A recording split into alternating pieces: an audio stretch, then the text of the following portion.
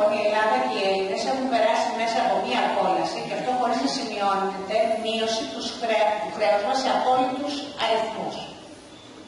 Τα 320 δις ευρώ το 2009. Σήμερα, το 2013, 330 δις. Μεγαλύτερο. Γιατί? Πού πήγαν τα 250 δις της βοήθειας που πήραν?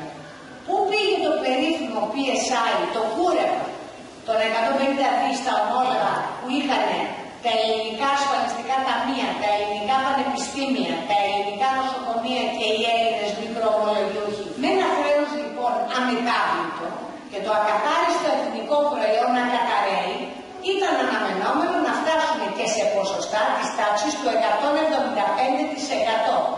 Είναι αυτό το χρέος βιώσιμο? Με αυτό θα βγούμε στις αγορές να δανειστούμε από ιδιώτες όπως ισχυρίζεται η κυβέρνηση? Σε καμία περίπτωση. Επομένως πάμε σε νέα δάνεια, νέα μνημόνια και το μαρτύριο αυτής της ομιλίας δεν τελειώνει. Δεν είναι υπερβολή να πούμε ότι αυτή η πολιτική που εφαρμόζεται στην Ελλάδα μοιάζει προσαρμοσμένη πάνω σε μια τέτοια ακριβώς επιδίωξη. Σε μια μεθόδευση να είμαστε μονίμως χρεωμένοι. Σίγουρα δεν μπορούμε να ζούμε με δανεικά. Και ούτε δεχόμαστε να εφαρμοστεί άλλη λιτότητα. Αρκετά ως εδώ. Τι προτείνουμε? Πρώτον, διεθνή λογιστικό έλεγχο του δημοσίου χρέους. Ένα μεγάλο μέρος του χρέους αφορά σε τόκους από επιτόκια που είναι παράνομα, διότι απέχουν τεράστια απόσταση από τα επιτόκια που δανείζονταν οι ιδιώτες, τραπεζίτες και πιστωτές. Πάνω στο χρέος μας έχει επίσης πρόσθετη και ολόκληρο το κόστος της διαφθοράς, όπως σας ανέφερα πριν, από κρατικές υποθέσεις και προμήθειες, στις οποίες έχουν εμπλακεί μέσω προδοκιών ξένοι όμιλοι. Δεύτερον, διαγραφή του επαχθούς και πονίδιστου κομματιού του χρέους. Και αν δεν γίνει κατόπιν συμφωνίας, θα γίνει μονομερός από εμάς. Και αυτό γιατί?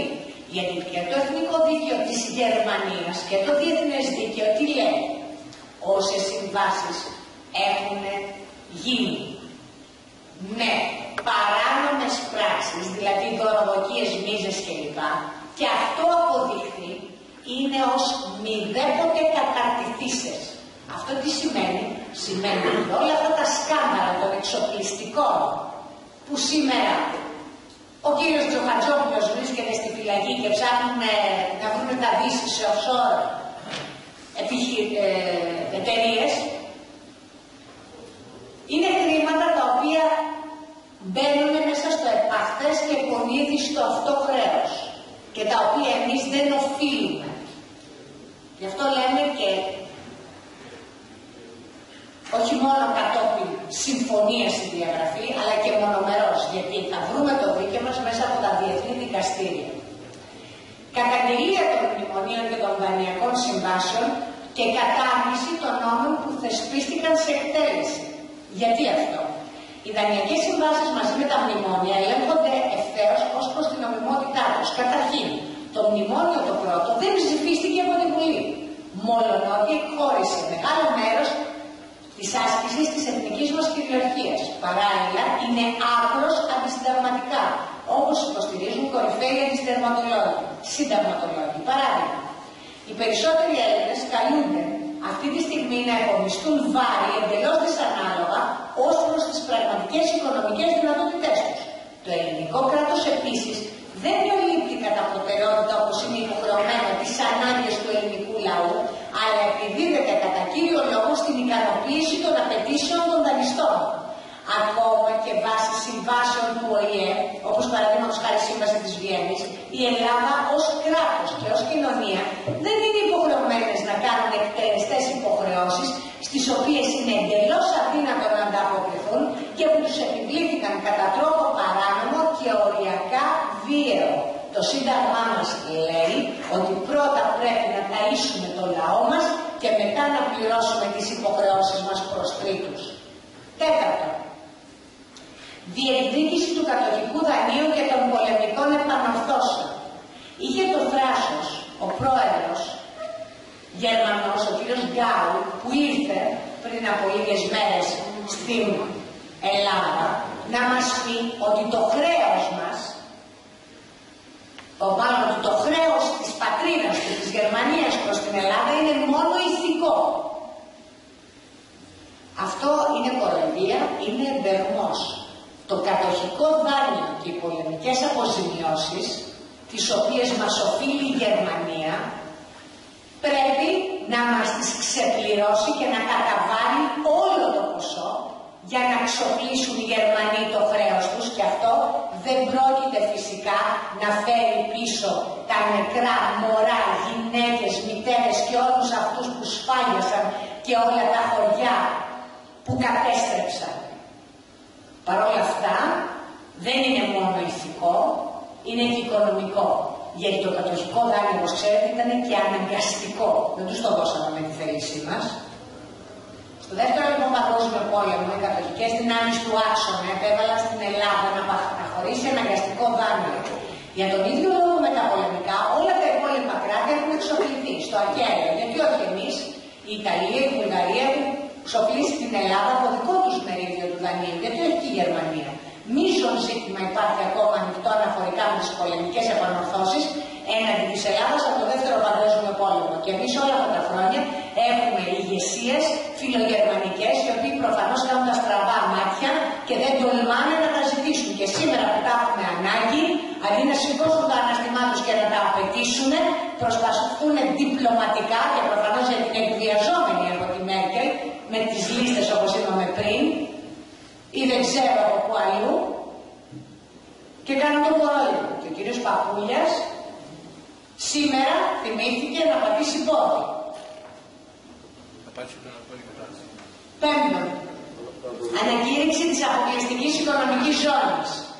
Τιτλοποίηση κερδών από τα μελλοντικά αμοιβεωμένα έσοδα από την εκμετάλλευση του πλούτου της Ελλάδας σε κοιτάσματα πετρελαίου και φυσικού αερίου. Προχωράμε σε όλα αυτά σε συνεργασία με μεγάλους ξένους εταίρους, όχι μόνο Ευρωπαίους, αλλά και με τρίτες χώρες.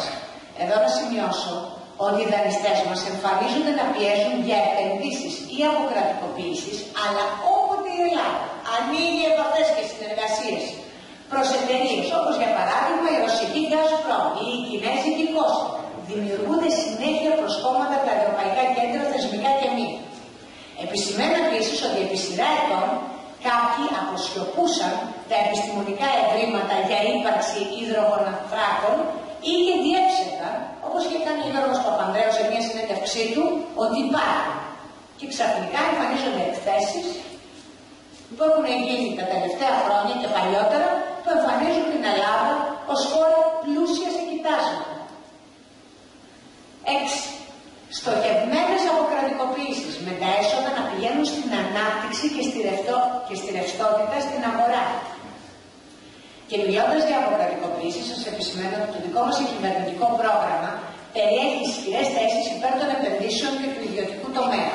Είμαστε όμως ενάντια πρώτον στο ξεπούλημα, ειδικά στο ξεπούλημα δημοσίων εταιριών στρατηγικής σημασίας, όπως είναι η ιδιωτικοποίηση του νερού, για παράδειγμα, που είναι μια υπόθεση που έχει αποδειχθεί λάθος σε πάρα πολλά κράτη και ευρωπαϊκά.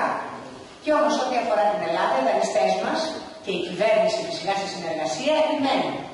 Σε ό,τι αφορά τα έσοδα από τις κινήσεις του Ταμείου Αξιοποίησης Ιδιωτικής Περιουσίας του Δημοσίου, του γνωστού ΤΑΙΠΕΔ, αυτά προορίζονται για να πληρώσουν ό,τι παίρνουν από το ΤΑΙΠΕΔ, και πριν 2-3 μήνες πήραν περίπου 258 εκατομμύρια από κάποια κίνητα τα οποία πουλήσανε, για να πληρώσουν τους στόχους των δανείων και όχι το κεφάλαιο. Δηλαδή, ό,τι χρήματα παίρνουμε, η ηγεσία μας τα δίνει και τα βάζει σε μια μαύρη τρύπα. 7. Παραγωγική ανασυγκρότηση. Επιβάλλεται να επαναπατρίσουμε την ελληνόκτητη ναυτιλία, επενδύοντας στη φιλοπατρία των εφοπλιστών μας, αλλά δίνοντάς τους και θετικά επιχειρηματικά κίνητρα τα οποία θα κινούνται εντός των ορίων του θεμητού και του αποδεκτού. Ενίσχυση του τουρισμού. Στη βάση της ισορροπίας ανάμεσα στη σύγχρονη επιχειρηματικότητα, και αυτό είναι πολύ σοβαρό, και το μοντέλο της πατροπαράδοτης ελληνικής φιλοξενίας. Γιατί βλέπουμε ότι αυτή η κυβέρνηση στηρίζει τους μεγάλους και τις οικογενειακές επιχειρήσεις με το τελευταίο νομοσχέδιο της τσάκισε. Έτσι λοιπόν, ανάμεσα σε αυτές τις μεγάλες επενδύσεις και τις μικρομεσαίες πρέπει να υπάρχει μια προστασία. Ολική επανεκκίνηση της πρωτογενούς μας παραγωγής, διότι εκεί η Ελλάδα είναι που ανέκαθεν είχε και εξακολουθεί να έχει το συγκριτικό πλεονέκτημα ως προς την ποιότητα και την αυθεντικότητα των προϊόντων μας. Διαμόρφωση ενός σταθερού φορολογικού συστήματος, μεγάλου χρονικού ορίζοντα, με χαμηλούς συντελεστές φορολόγησης αντίστοιχους των γειτονικών κρατών και καταπολέμηση της γραφειοκρατίας προκειμένου να καταστεί η χώρα μας πόλος έλξης ξένης επιχειρηματικότητας. Έρχονται επιχειρηματίες οι οποίοι λένε θέλουμε να επενδύσουμε. Δεν μπορούμε, δεν μας αφήνεται. Δεν ξέρουμε ποιο είναι το φορολογικό καθεστώς. Χίλιοι εγκύκλοι το τελευταίο εξάμηνο. Έρχεται ένας νόμος αναιρεί έναν άλλο. Η γραφειοκρατία απίστευτη. Ο ανταγωνισμός δεν υπάρχει. Δεν θέλουν να έρθουν εδώ επενδύσεις. Μόνο στα λόγια τη ζητάνε. Στήριξη του εισοδήματος του νοικοκυριού, της εγχώριας αγοράς και της μικρομεσαίας επιχείρησης. Αναλυτικά. Πρέπει να μειωθεί η φορολόγηση των φυσικών και νομικών προσώπων, να καταργηθούν τα χαράτσια και οι φοροεπιδρομές πάνω στα ακίνητα, σταδιακή επαναφορά στα μισθολογικά και συνταξιοδοτικά επίπεδα του 2009, να ενισχυθούν οι πολίτες και τα νοικοκυριά, να έχουν χρήμα στην τσέπη τους να καταναλώσουν. Γιατί όταν καταναλώσουν, παίρνει μπρος η εγχώρια αγορά. Και το κράτος εισπράττει και πάλι φόρους τη στιγμή που σήμερα ισχύει το ουκλάδης παρά του μη έχοντος. Μείωση το ΦΠΑ στο 5% στα είδη ευρείας λαϊκής κατανάλωσης και στο τουριστικό πακέτο. Μεταφορά χρεών οφειλετών του δημοσίου, όπως είπαμε πριν, σε εθνικό λογαριασμό, με αναστολή των ποινικών διώξεων. Θα γεμίσουν οι φυλακές ανθρώπους οι οποίοι χρωστάνε, πρώην νοικοκυρέοι, που χρωστάνε στο ασφαλιστικό τους ταμείο. Και όχι μόνο χρωστάνε στο ασφαλιστικό τους ταμείο και τους κλείνουν μέσα, δεν έχουν καν και νοσοκομιακή περίθαλψη.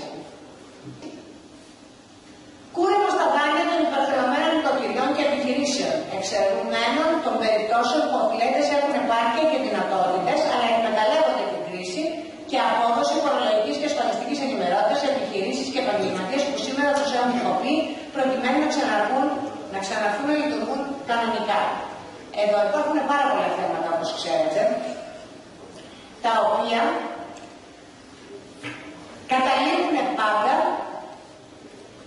σε μια κυβέρνηση η οποία δεν έχει καμία κοινωνική ευαισθησία και κοινωνική δικαιοσύνη και αν καθίσω να σας πω όλα αυτά τα οποία έχουμε ζήσει, έστω και επιγραμματικά, τον τελευταίο χρόνο, θα φύγουμε από εδώ αύριο. Από πού να ξεκινήσω? Από τα 25 ευρώ το εισιτήριο για τα νοσοκομεία, από το 1 ευρώ για τις συνταγογραφήσεις, από τους δυστρικούς που έχουν δει το ΦΑΠ του 10, του 11, του 12, του 13 που ήρθανε. Δεν θα πούμε για τα χαράτσια τα οποία μπήκαν τα αντισυνταγματικά μέσα από τη ΔΕΗ. Δεν θα πούμε για όλους αυτούς τους ανθρώπους οι οποίοι δεν έχουν ρεύμα και ως διαμαγείας κάθε φορά που υπάρχει ένα κοινωνικό πρόβλημα έρχεται με εντολή του Πρωθυπουργού να λυθεί. Μας κοροϊδεύουν. Μας κοροϊδεύουν γιατί οι νόμοι οι οποίοι ψηφίζονται είναι νόμοι που τιμωρούν τον ελληνικό λαό, είναι νόμοι οι οποίοι κλείνουν στη φυλακή τον ελληνικό λαό, δεν δίνουν τη δυνατότητα να ξεχωρίσουν οι φοροοφιλέτες από τους συμμέτερους φίλους μεγαλοφιλέτες και φοροφυγάδες, δεν κάνουν ελεγκτικούς μηχανισμούς για να πιάσουν τη διαφθορά στα λαθρεμπόρια που γίνονται στα πετρέλαια, στα όπλα, στα τσιγάρα και οτιδήποτε